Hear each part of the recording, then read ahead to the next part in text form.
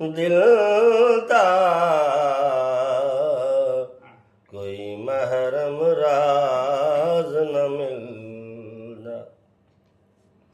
ਮੂੰਹ ਧੂੜ ਮਿੱਟੀ ਸਿਰ ਪਾਇਉ, ਸਾਰਾ ਰੰਗ ਤੇ ਨਮੂਸ਼ ਵੰਜਾਇਉ, ਕੋਈ ਪੁੱਛਣ ਨਾ ਵਹਿੜੇ ਆਇਉ, ਕੋਈ ਪੁੱਛਣ ਨਾ ਵਹਿੜੇ ਆਇਉ।